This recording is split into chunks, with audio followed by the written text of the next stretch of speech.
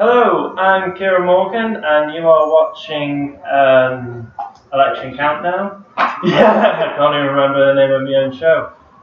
Today I have with me Laurence Smith, the incoming chairman of the Conservative Party, and Ed Williamson, who is a Labour member and a member of Momentum.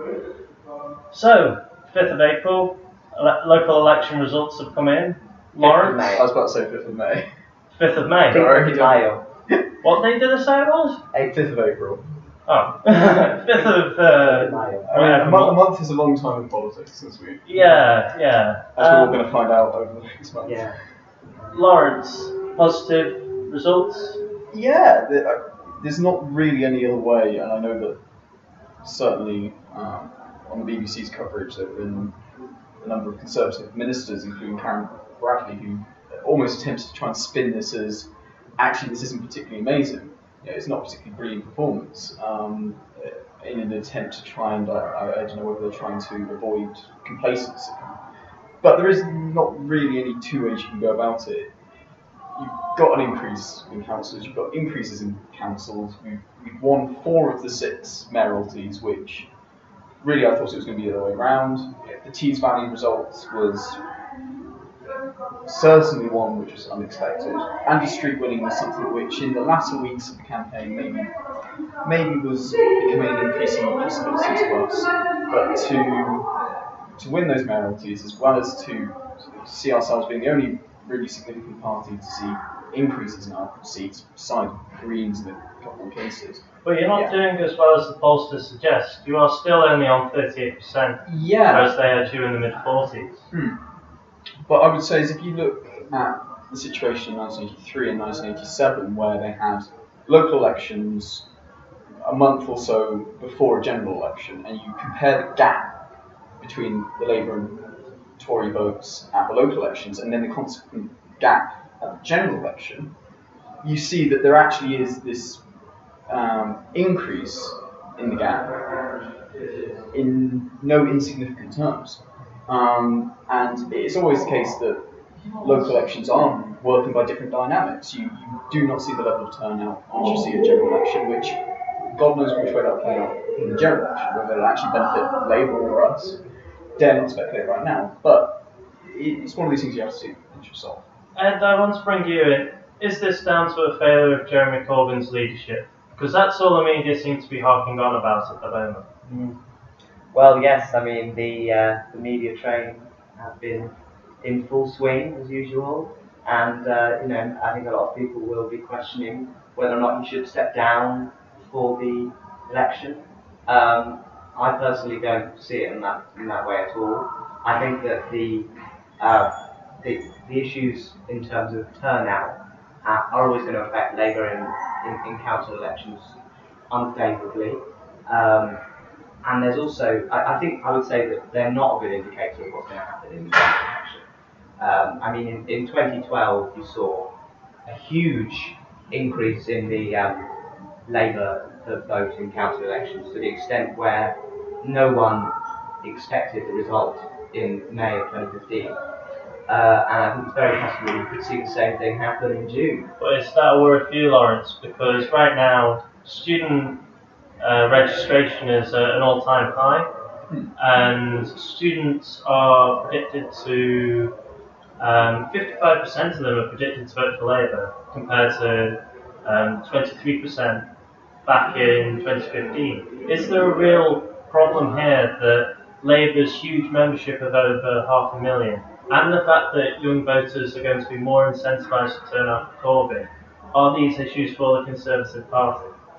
Well, students is always a question of actually where are they voting? Because increasing student registration, increasing student turnout, if all that results in is higher turnout in a seat like Sheffield Central, which I believe is the most student seat in the country, at around about 40,000 students between both the University of Sheffield and Sheffield Hallam University.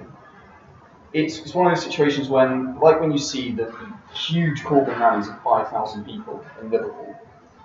Well, getting extra votes in Liverpool doesn't actually translate into any extra seats. Labour dominates Liverpool. But there's no denying that the left are in fact more popular than ever. If you take into account that the Liberal Democrats are projected to get 18%, add that to Labour's 27%. Liberals got 18%. They're If you take projected. the projected national share at the local election, yes, they get 18%. There's nothing in the polling to show that kind of level of actual support. What the Liberals have done is what they've always managed to do at council elections, which is they actually do get a good turnout. And a low turnout, we've seen in the past, we've seen in previous local elections, benefits the Liberals. What about those southern seats where Jeremy Corbyn might be less palatable, but the Liberal Democrats could be accepted, and tactical voting could essentially break your majority? There was some calculations done by the Guardian, I can't remember whether it was Martin Baxter from Electoral Calculus or Anthony Wells, which of them did it for Guardian, but they looked at, well, what are the number of seats where if you were to add together the votes of the Progressive Alliance, as we now call it, if you were to add together the votes of the Progressive Alliance, how many seats would they actually take? And in regards to 2015, they would have taken 19 seats would have been taken by Labour if there was tactical voting where Labour's the best chance, and there were 17 seats which the Lib Dems would have taken if people had tactically voted in favour of the Lib Dems. And that would have been enough to deny some majority, yeah. But look at what happened in the West of England mayoral election. The Progressive Alliance in the first round had over 50% of the vote, but the Tories won. You've got to remember that actually amongst Southern Liberal Democrat voters, certainly in the southwest, to think that they will choose Corbyn, I think is possibly misplaced confidence. But what about you, Ed? I mean, the Labour Party has been extremely split. We had Labour MPs saying they weren't going to join the cabinet. We had resignations early on. We had the vote of no confidence. Another leadership election. Then, of course, the Syria vote. And it just seems that public criticism is completely accepted with Jeremy Corbyn. Yes, I agree with that. I think that Jeremy's never really had an opportunity to kind of establish himself and give him had really the time to actually get the public to get to know him and to like him. Which I think is one of the reasons why Theresa May has called this election, because she knows that Jeremy Corbyn is in a rather dire position. So it's a case of the Labour Party go left,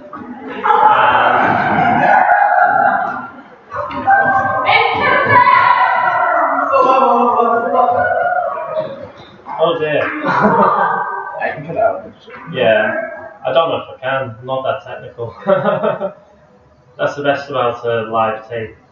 But for the Labour Party, it's a case of, well, if we go to the left, yes, we stick to our principles, but the media completely attack us. Whereas if we go to the right, I mean, The media still attack us.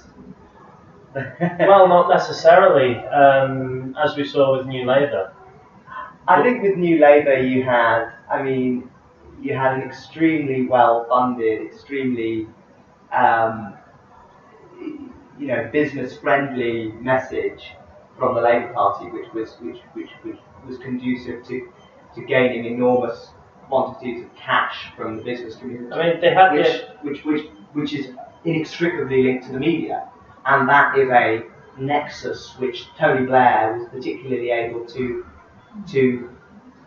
kind of nurture. And I don't think that any Labour leader since, even Gordon Brown, has been able to do that. I mean, New Labour, in practice, seems to have the effect of a marzipan condom. I mean, they're very appealing, but not very useful, is the analysis I would use. Yes, the Teflon Tony. I mean, if you take, for example, Sure Start, that's being very quickly unravelled by the Conservatives, whereas the NHS, even now, they're still struggling to privatise. No, that's true, yeah, and I think that, although having said that, there were a few changes that New Labour made that I think were quite long-lasting, things like child benefit. Because if you look at the way that the Tories are targeting the means-tested benefits, they're being able to do so with a lot more free rein. So things like child tax credit, they've been able to make conditional. You could include the minimum wage in that as well, which arguably this is the difference between New Labour and Jeremy Corbyn. Jeremy Corbyn now trying to increase that to £10 an hour. Yes, which I think is a completely common sense policy. I mean, what's the point of having a minimum wage if you're not going to make it the minimum at which a human being can survive in? We managed to get away with minimum wage increases because we've not increased them to such an extent that it would cause increases in unemployment. The Tory party did claim when it came out that this would cause mass unemployment. Yeah, and they were wrong. Fortunately, we were wrong then. What I would say, I mean, we're increasing it ourselves now, and we've attempted to rebrand it the national living wage. We are increasing it at rates which I would certainly say are not going to be so high as to cause rises in unemployment, but it will. You've already had figures in the retail and hospitality sector saying it is going to put pressure on prices. This is simply an input factor cost which will increase, and we either have two options, which is one of trying to increase capital investment instead of labour investment, which will cause a rise in unemployment because we're offsetting production from workers in favour of production. So should we be aiming for a Corbyn type invest and increase wages at the same time? It depends how you're trying to invest. If you're trying to invest through people's quantitative easing, I would highly recommend against it. People's quantitative easing is a complete distortion of what quantitative easing itself was originally supposed to be. So you're saying that's nonsense. I mean, people's quantitative easing has worked. In terms of how it's been done in other settings. I think where else have we seen central banks increasing their credit sheet? Well, with the bailout. No, that's not. I mean, the quantitative easing is where the central bank increases the money it itself has. It literally creates money out of nowhere. It then uses that money to buy back treasury bonds from the market as a means of removing an illiquid asset, i.e. the treasury bond, and replacing it with a liquid asset. That's what quantitative easing is. Treasury bonds. Usually it buys corporate bonds. The whole point of quantitative easing is that treasury bonds would be bought and then sold. And the proceeds from that would then go to the government so that they can then spend it using a national investment bank. You're using a monetary policy tool to fund fiscal policy, fiscal expansion. That is what people's quantitative easing is. That is a different thing from quantitative easing, which you're using in order to try and introduce liquidity into the credit market. Just to interject here, isn't there a moral question when banks take £1.39 trillion of public money in order to bail out the banks? And also, we are now in a situation where we need money in the economy simply to cause inflation, because interest rates do need to come up at some point. If we come up to another financial crisis, we won't be able to decrease interest rates as the final trick in the book. I mean, personally, I'm in favour of increasing interest rates now. I would say that one of the bizarre situations you've got is, if you look over in Japan, you can physically see increases in the sale of safes because people are physically hoarding cash. You've got a situation where actually interest rates have become so low that they have an effect which we would never really think would happen, which is interest rates are so low that banks aren't willing to lend at all. I mean, yourself as a One Nation Tory, bit more of a libertarian than One Nation. It's a bit of an odd one. I will agree. Do you fear that there is now going to be a Tory party that is Thatcherism on steroids? Now that there's the influence of UKIP with the new attitude to Europe. Well, you say it's dead, but I mean, it lost 143 seats. You undoubtedly needed to become, in a sense, more nationalistic in the approach to Brexit. I mean, the whole idea of strong and stable is that we're going to stand up to Europe. Simple to up yours, Mr. Delors in the Sun, or no. speeches by Margaret Thatcher. And also there's the effect of neoliberalism as well. I mean, a lot of the policies you say are very good, but simply aren't being adapted by the Tory government. I for fear of drifting possibly a bit too much away from the original issues of local elections towards the general election, as to whether actually the party may very well be going in its approach to the question of Brexit in a more right-wing direction. But domestically and in terms of fiscal policy, there is this perception that Hammond will actually loosen the purse strings a bit and will pull back on austerity and will consider the possibility of tax rises. I mean, which is of course nonsense because, tax rises, yes, but that's not really loosening the purse strings. I mean, we're seeing VAT most likely going up, national insurance most likely going up. We're going to see no extra funding for the NHS. That has been said as a promise from Theresa May. There will be no extra funding for the NHS. Isn't the problem for the Labour Party that a lot of their policies are going to cause capital flight? And the left-wing government simply being elected is going to cause a recession, much like Brexit. That's certainly going to happen. I mean, if you've ever read A Very British Coup, the forces of the markets, the financiers, the city are going to round up against any possibility of an actual socialist winning power because it fundamentally goes against their class interests. And once it does happen, then there will be a further attempt to unseat anyone in the real powerful positions, such as the Bank of England, the Treasury, and things like that, and remove them and put in place a bureaucrat who is entirely subservient to the interests of the market.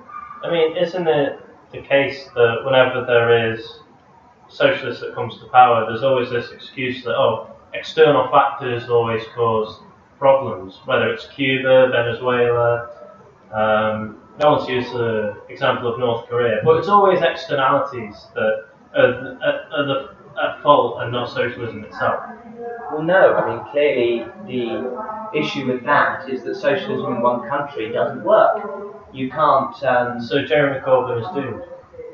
Well, no, Jeremy Corbyn becoming Prime Minister, if he ever launched the government, is not going to make Britain into a socialist country. That's not going to happen. Let's draw the line under that one. But what his own party won't let it happen. Partly that, yeah, but even if they would, that wouldn't the British state wouldn't allow it to happen. And I would say that the policies that Jeremy Corbyn wants to introduce are realistic, practical ways in which we can change the system that we currently live in and the way in which it is rigged towards a very wealthy few number of people. There are plenty of examples on the continent, not socialist states, but social democratic states, where it has worked to make education more free and accessible, make various welfare provisions much more generous, have a much more open border policy towards immigration, and things like that. It's just really a question of whether or not these things are going to be palatable to the British establishment. Or palatable to the British voter. When you're talking about opening open borders, you can't get away from the fact that amongst the third 40% so of Labour, 2015 Labour voters, amongst 2005 Labour voters, an even higher percentage who voted Leave, there are concerns there amongst... Well, just to be clear, I'm not talking about open borders. I'm talking about the fact that this country has some of the most restrictive entry requirements for people who are coming here, whether it be for family reasons, work visas, student visas, not for the EU, from outside of the EU, and those things will continue once we are going to leave the EU. I want to move back onto the local elections because we've got roughly 10 minutes. Yeah. First of all, UKIP destroyed. Absolutely dead. This is the real story of the I think, Laurence, you're holding the smoking gun here. They've done it themselves. They know that they've achieved, and this is what Douglas Carswell, the only person to ever get elected at a general election on the UKIP ticket, has said. He said that their whole purpose was actually about Europe. This idea that Nuttall's going to be able to change UKIP and be a new, almost populist rights party won't ring true. I would say, I don't know about the two of you, but I think Nuttall's trying to take UKIP in a bit of a Le Pen direction. And I don't think it will work with British voters. And right now, it doesn't look like it's working with British I would go further. I would say he's trying to take it into maybe a Jean-Marie Le Pen direction, which is more reminiscent of the British front, National Front. In which case, it's good they're dead. Very much. I welcome the transfer of UKIP votes to the Tories. A worry, however, with the Labour Party that we've got people now who have either gone Labour, UKIP, Tory, and we're increasingly seeing have now gone Labour, SNP, Tory. Isn't it a problem that these third parties and externalities are aiding the Tory party and dragging votes away from the Labour Party because they're out of touch? First in Scotland, where they took Scottish voters for granted after expecting decades of dominance, and secondly, taking certainly white working class voters for granted as well, who have gone to the extreme right. I don't think white working class voters who traditionally voted Labour have gone to the extreme right. I think what's happened is that, number one, they're getting older, and older voters tend to vote Conservative. And increasingly, white working class areas of the country, old voters die off and get replaced by new old voters. No, but you're seeing the baby boomer generation in white working class areas turning increasingly to the Tories and not having a counterweight to that in the form of young people, because young people are increasingly moving to the cities.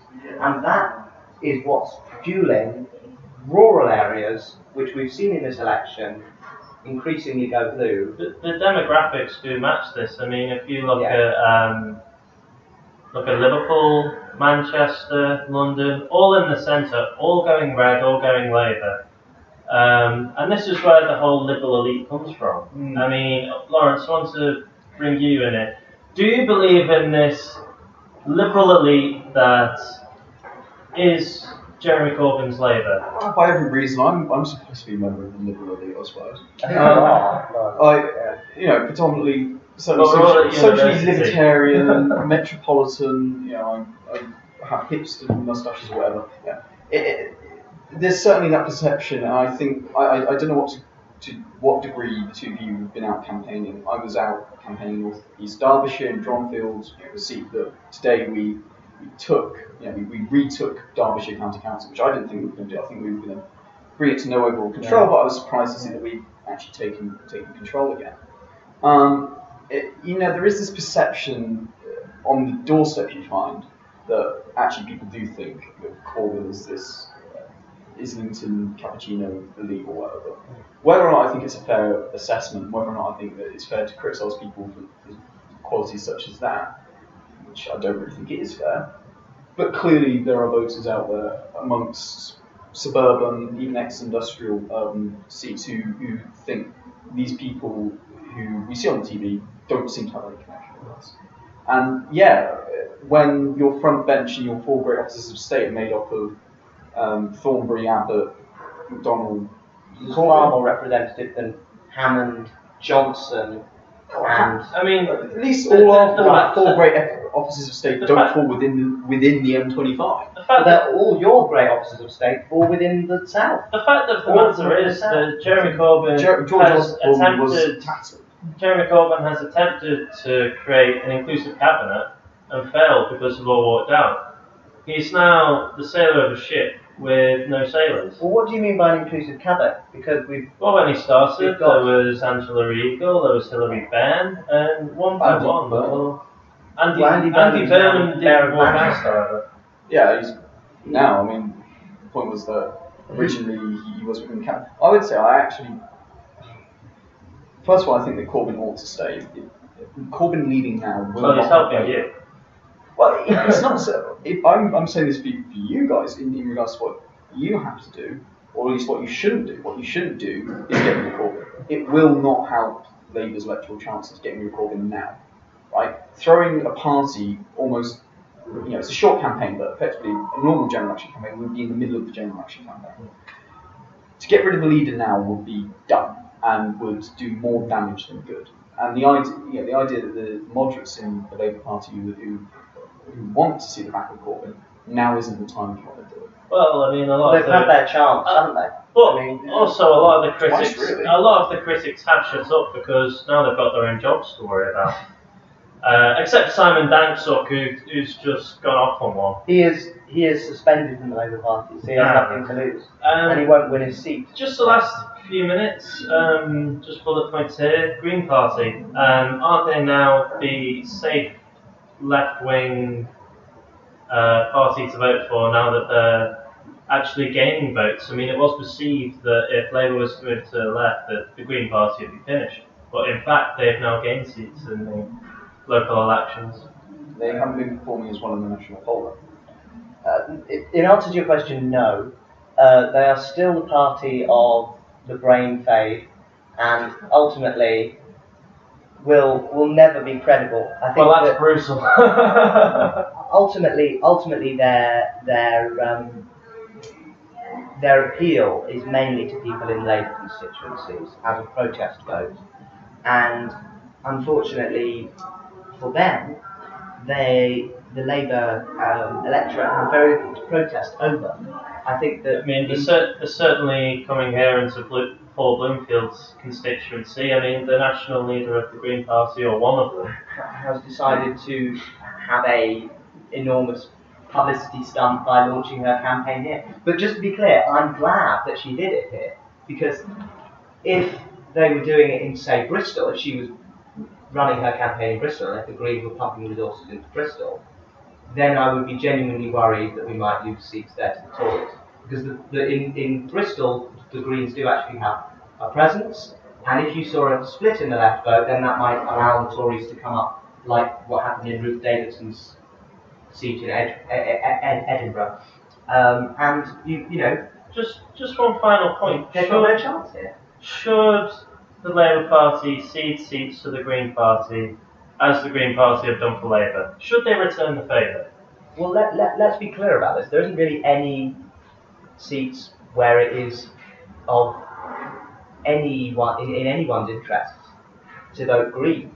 There are, apart from possibly Brighton and Pavilion, you can't really. It's not really an even offer, is it, for us to say, well, we'll withdraw from Brighton Pavilion and you withdraw from every Tory seat. If the Labour Party are as much of a disaster as the media are making out, that might take people to the Green Party. We might think, we want a left-wing party, but we want a united left-wing party. I think what you've done there is just come up with a completely unfounded conjecture.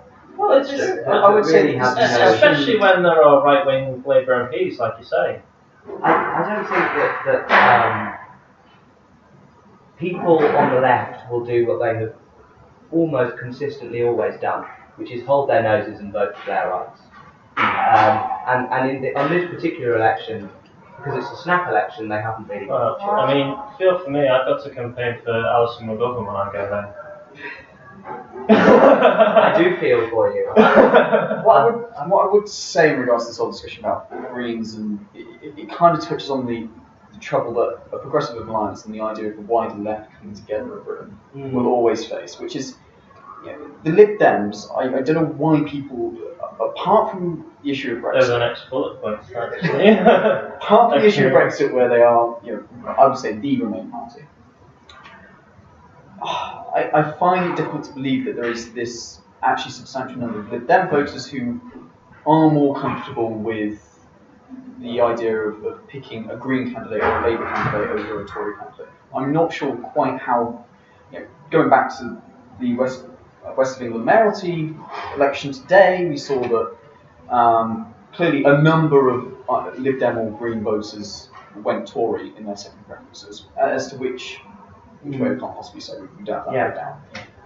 So the idea is going to be a careful one, which understanding the nature of Lib Dem voters is pertinent in trying to make any such thing. Have they shot themselves in the foot in terms of progressive voters and in terms of other voters firstly by committing to try and stay in Europe, despite the vote, and secondly over Tim Farron and the fact that it took so long for him to clarify that he was not in fact homophobic. That's a couple of minutes. Can I respond to both of those questions? Yes. First of all, I think it has been a mistake for them to make that calculation. I mean, I saw an Anywhere But Westminster video recently where there were Lib Dem campaigners in the southwest who were saying Brexit wasn't an issue.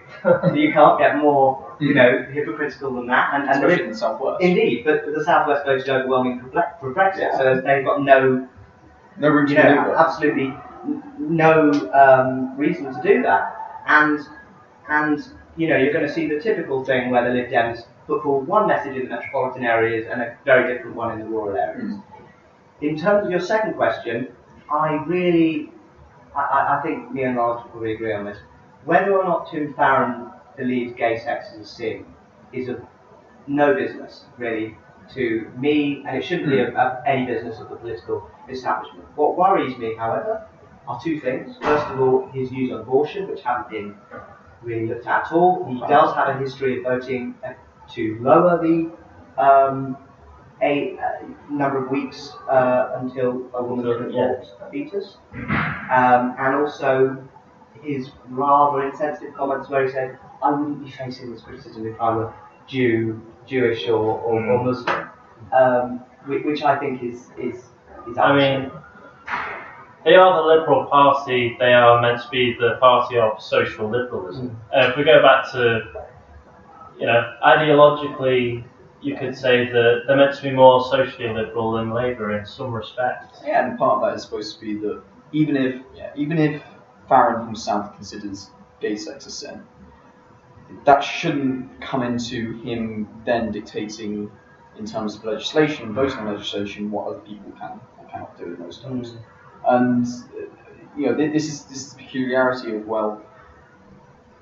provided his voting record is one which is pro-LGBT rights, I kind of don't really care what his personal views are. I care far more about what the impact of his voting is on the wider population. At the end of the day, the same-sex marriage bill, it didn't get through because of Tory MPs. There were plenty of Tory MPs who voted against it, who probably share Farron's personal views. Indeed, one gay Tory MP, I believe. But I think the bigger issue which the media fails consistently to deal with is actually interrogating this further than, do you think gay sex is a sin?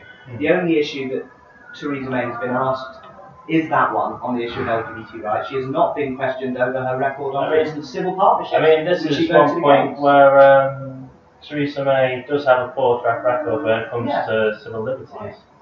Her wider track record on civil liberties, which has got her some criticism from within the party. But David Davis. It's certainly not as much as you'd expect with Jeremy Corbyn. I mean, if Jeremy Corbyn had a record like that, there'd be people, I wonder whether it'd be more his own membership, which certainly seems far more concerned with these topics. The membership within the Tory party, there is certainly concern over her record on sleepless chastity. The oddity I found was when she announced her new cabinet, David Davis entered the new cabinet, when he's so... How is that an oddity? Surely it was just a way to neutralise him. Well, it's an oddity because he's always avoided taking cabinet roles if they require him voting in favour of something like sleepless chastity. Remember, he left Parliament. He left the Tory whip in order to run a by-election on civil liberties. So for me, the biggest oddity is what David Davis has got. So I think he's just said, screw it. I think Brexit's a far bigger issue, and I'll bite the bullet on this and try and reason my way out when it comes to safe reading. Then we're going to call that end of episode. Thank you for watching. This is the first election of Election Countdown. Thank you to Laurence and to Ed. Hopefully there'll be many more coming up, and we'll keep you informed of anything like that. And now I have to run up and press the button because I have no way of editing the video because I'm not that tech savvy. So, thanks very much.